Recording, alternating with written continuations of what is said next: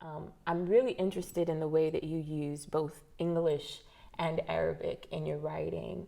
And I'm curious if you could kind of talk about the duality of language in that way, the reaching toward particular words in Arabic versus English, and how you make those decisions in your work.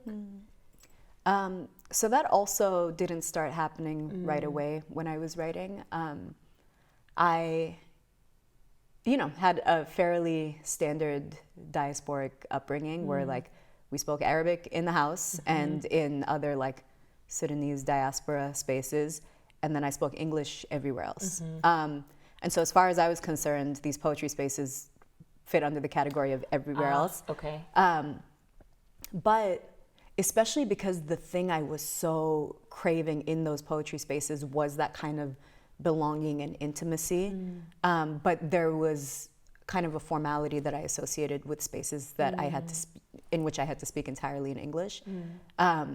But also there's a formality I still associate with spaces where I have to speak entirely in Arabic. So even early on for me, the language of like my true intimacy of like the people that I felt knew me best was this kind of hybrid language where like the word comes out in whatever language it occurs to me in.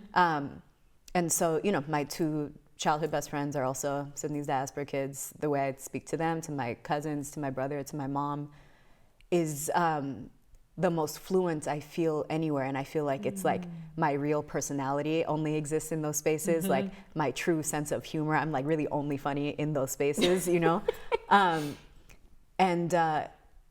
So to not have access to like the language in which I conducted intimacy in this space where I so badly wanted intimacy, there was a tension there for a while, but I didn't know to want it at first. And then I remember this was in like early days of YouTube. Yes. I remember seeing a clip of the poet Suhair Hamad reading a poem called Daddy's Song. And the thing is, that poem is basically entirely in English, except towards the very end, it must be the last line or something, I don't think I've ever seen it on the page. She says, "That's my song too, Baba, and one day I'm gonna sing it for you in a poem." And just that one word, I was like, you can do that? Because it wasn't that she was like switching now into like whole stanzas in Arabic. It was just one word right in the middle of a sentence. She didn't even take a breath before or after. It was just like, it was part of the sentence. It was part of the language she was speaking in. Right. And I felt like my head was about to explode. I was like, you can just do that?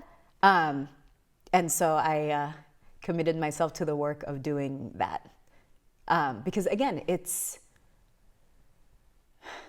even my hope, at least, for a reader that does not, speak all my languages. My hope is that it's still, if I'm speaking to someone like they speak all of my languages, my hope is that it creates like a weather of intimacy in the work, where even if you don't know exactly what I'm saying, the gesture of intimacy translates. Or even if it doesn't translate, then maybe a reader can feel like they're like eavesdropping on a conversation between me and someone I'm intimate with, But yeah, early on, it was like, I felt so much permission in hearing that poem. And again, literally, it's one word in a whole poem. Right. And I would like rewind to re-listen to that last line over and over and over and like feel it hit me in the same way. And so the like entirety of what I'm trying to do in my poems comes from that one moment in that one poem. Like, I don't even know how many years ago it was.